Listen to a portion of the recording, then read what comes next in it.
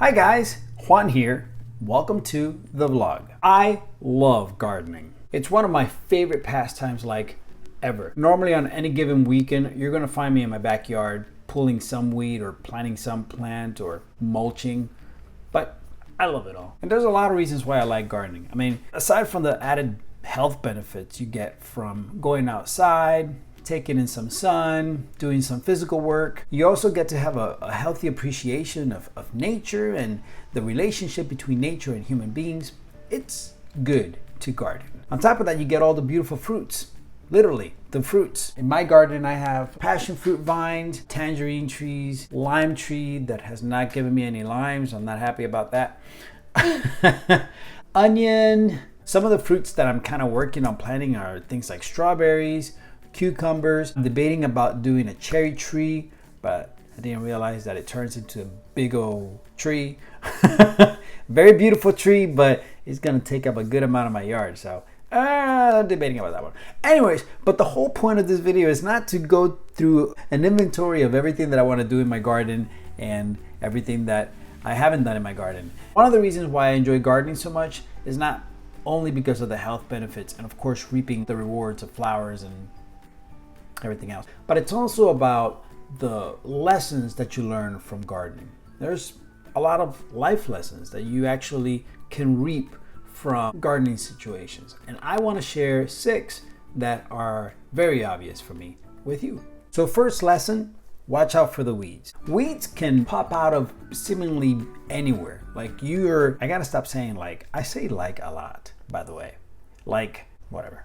But weeds can pop out of anywhere. You have a nice patch of dirt that you're planning to put some nice tomatoes in or strawberries or whatever it may be. If you don't cover that dirt, forget it. It's gonna be full of weeds. You have to be careful with weeds because they're going to surprise you. There are going to be weeds that you're gonna be like, where did you come from? How did you get here? Of course, that has to do with like birds dropping seeds and wind bringing in seeds from, but anyways, that's again not the point of this video. The point is you're gonna have weeds in your garden. And the way to deal with those weeds is to pull them out.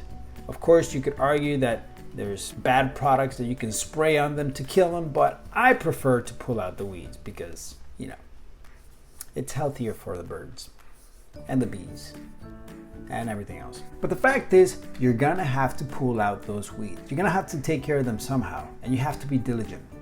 It's much like life. Things are going to creep into your life that are much like weeds. They pop out one day and they just take over. And if you're not careful in managing them right away, you're gonna find yourself in a situation that may overwhelm you. So you have to learn to identify those weeds and eradicate them as soon as you see them. As soon as you see them. Because if you don't, you're gonna be sorry. Either that or you're going to spend a lot of time picking weeds and using products that are harmful for you, are harmful for the environment, are harmful for everybody. If you're diligent about pulling your weeds as soon as you find them, you're gonna find yourself in a much better situation with a much more manicured lawn that is pleasing to yourself and is pleasing to everybody else. Again, much like life. Speaking of weeds, there's an important distinction that has to be made here. Just because something is a weed to you does not necessarily mean that it's a weed to your neighbor or somebody else. Case in point, spiderworts. Now, spiderwort plants are really pretty if you see them. I mean, they really are. But they're invasive around here, so I consider them a weed. But apparently other people don't. They actually enjoy the plant. So, who am I to say that I am completely right and they are completely wrong? They are. But that's besides the point. The point of that is, just because you're dealing with something that's a weed in your life does not give you the right to deal with somebody else's weed that you think is a weed, but they don't think is a weed. Does that make sense? In other words, your problem is your situation, is your responsibility to deal with. It is not your responsibility to go up to somebody's door, bang on their door and be like, hey, you need to deal with this problem in your life that you asked not my opinion of, and I am here to give it to you anyways. It's their weed, or it's not their weed. It's not your responsibility. Point number 2, light conditions are crucial. Plants can be picky when it comes to light. Some plants prefer partial sun. Some plants prefer full sun. Some plants prefer no sun at all, or at least a very little amount of sun. And it's frustrating when you plant a plant in the wrong spot and it gets either too much sun or not enough sun. The plant dies or is burned or whatever it may be. And you're like, that's a lot of work to plant all these plants in this spot and I have it wrong. So you have to understand the light conditions of your garden and the requirement that a plant has when it comes to light conditions. And you know what? It's the same way in life. There's going to be people in your life that require a full amount of sun, partial sun, no sun at all. You know who you are. Some people require a lot more of your energy. Some people don't require as much of your energy. Some people really don't require your energy at all. But you have to understand the light conditions that will make them thrive, survive. You can't put a full sun plant in a shady spot, or vice versa. You can't put a shady plant in a sunny spot, otherwise they'll die. When you translate that into the context of people, you can't put a person that requires high energy in a place that doesn't give them that energy, i.e. extroverts.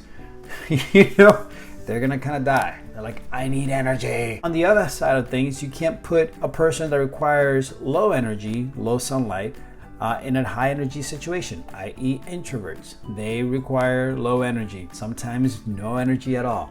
They're happy over here just soaking up nutrients from the soil and not having to deal with so much sun exposure.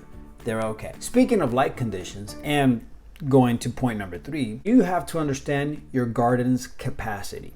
Now, what do I mean by that? Your garden has light capacity, right? You may have a garden that has some big trees in it, which means that it has some nice shady spots, but then you have some good open spots that you can plant full sunlight in, right? In the shady spots, you can plant shady plants. However, some gardens don't have any shady spots. They just have a whole bunch of sun everywhere.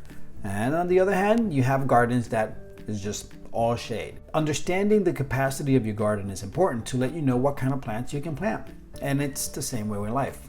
Look, you know yourself, you know what you can tolerate and you know what you can't tolerate, right? Maybe you don't have the capacity to deal with a lot of full sun people. And that's okay. Maybe you do. Maybe you do have the capacity to deal with people that require a lot of energy and a lot of sun. And that's okay too. And vice versa. Maybe you have a lot of shade and you can deal with people that require shady spots. Then again, maybe you don't. That's up to you. And that's a self-exploration that you have to take and understand so that you know how to deal with people. There's nothing wrong with that. But it is important for you to understand what you can offer people and then act accordingly. Number 4, your garden needs care in order for things to grow. This goes from the type of soil that you have, whether it needs to be enriched, what type of enrichment does it need, mulching. It also goes, of course, into the light inventory. Are things growing that need to be trimmed back so that more light is being shed on your garden because your plants need more light, etc. This goes to bug control, This goes to bug control. I mean, you have an invasive pest that needs to be taken care of before they eat up all your plants. You need to do that. You need to take care of those bugs, otherwise they're going to take care of your plants, and you don't want that. These are all things that you have to consider when taking care of your garden. And it's the same way with you. You are that garden, right? So in order for things around you to thrive, to grow, to be successful, you have to take care of yourself. There's nothing wrong with taking care of yourself. You have to take care of yourself. Say it with me. You have to take care of yourself. Look, everybody talks about investing in things, right? We invest in businesses. We invest in stocks. We invest in financial institutions. Investment is a good thing because we get a reward from it, right? We invest in our houses because eventually we'll get some reward from the investment in our homes. But I think people often miss the fact that one of the greatest, if not the greatest investment ever is investing in yourself. The tool that can provide the biggest return on investment pretty much anywhere is you. Think about it. If you grow yourself personally, you're going to be a stronger person. You're going to be able to do a lot more, which means, hey, you may be able to make more money because now you have the capacity to make more money. Or you'll be happier because now you have a better, healthier perspective on life. You'll be able to deal with stressful situations because now you'll be confident that you can deal with stressful situations. You're going to have a support group because your new positive personality draws people that will help you be stronger. The point is, Do not be afraid to invest in yourself. I think that society has given us this false perception that doing anything for ourselves is selfish and is bad. But nothing can be further from the truth. You have to invest in yourself. In scripture, if you want to go down the religious route, the Bible says that you have to love your neighbor as you love yourself. And one of the greatest commandments for us is to love people, right? How are you going to love people if you don't love yourself? How are you going to keep that commandment, right? Love your neighbor as you love yourself. If you don't love yourself, you have to love yourself. Hello? So do it. Go ahead and invest in yourself. Spend some money and invest in a life coach. Seriously, do it. I just did it. I spent 21 days going through something called Project U, which you guys may be familiar with. The Kilted Coaches, Stephen Clark from the Kilted Coaches, he did this incredible project where we delved into things like false belief systems, how to take care of yourself physically, how to take care of yourself emotionally, how to show your true self, oh my God, there's just so many things. It was an intense 21 days, but it was one of the best 21 days I have spent, like, ever. One of the things that I learned from Project U was the importance of investing in yourself, right? You have to invest in yourself. You just have to do it. The ROI on that is insane. You're not gonna get better ROI anywhere else. Return on investment, just in case anybody is not familiar with that lingo.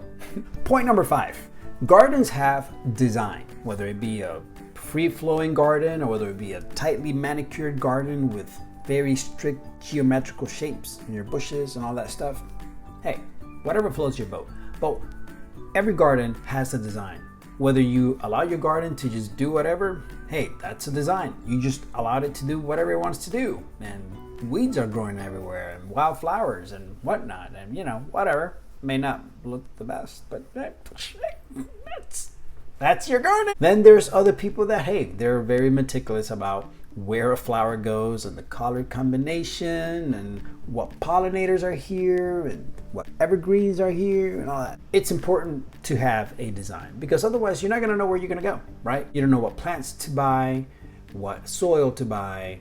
It's the same way in life. I have said that phrase quite a bit here, but it's true. In life, you have to have a design. You have to have goals. I guess that's what I'm trying to say. Gardening design equals life goals. Get it? You gotta know what you want your life to look like, because otherwise, how are you going to get there?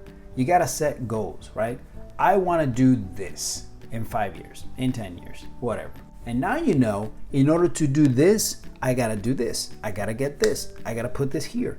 I gotta be like this. I gotta talk to this person. If you don't have goals, it's like literally letting your garden just do whatever. With a vision, you can take inventory of what you need to get in order to reach for that vision. And also, like garden design, sometimes designs change, right? You may start working with a design that you initially wanted, but then you realize, it doesn't look the way I thought it was going to look. I kind of want to change it. And that's okay. You can change the design. But it's difficult to change a design that you didn't have in the first place. You gotta have goals in order for you to be able to like switch or change or whatever. But if you don't, everything just looks unstructured, uncivilized. Ugh. Joking.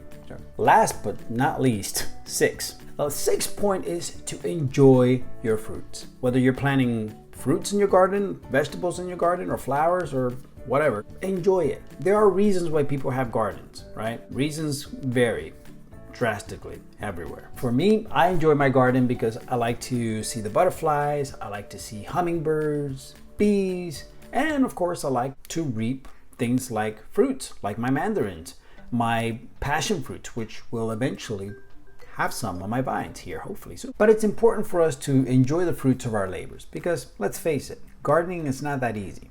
And working on your life garden is not that easy either. Working on yourself is not that easy. It's challenging. It's something that you have to do consistently.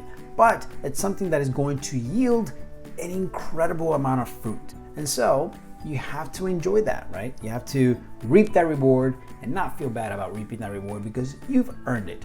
You've earned that reward. Yes, you did. And there you have it, folks. 6 life lessons from the garden. And I'm sure there are plenty more. I just covered 6. So why don't you, yes, that's you, why don't you let me know in the comments below some of the lessons that you can think of that can be associated with gardening or anything really. How about this? Let me know some life lessons from wherever. Just put them in the comments below. Let's make this a very positive comment thread and encourage each other as we do it. Right? Right. All right, guys. I will see you guys next time. Thank you for joining in. I guess I have to do the YouTube thing.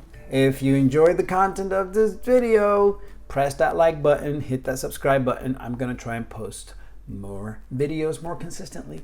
But yeah, go ahead and do it. Just do it. It's part of your goals. It's part of that developing your garden is clicking that subscribe button and that like and that bell button that, tells you that I have new content. Just do it. That's my story and I'm sticking to it. Thank you so much for joining me.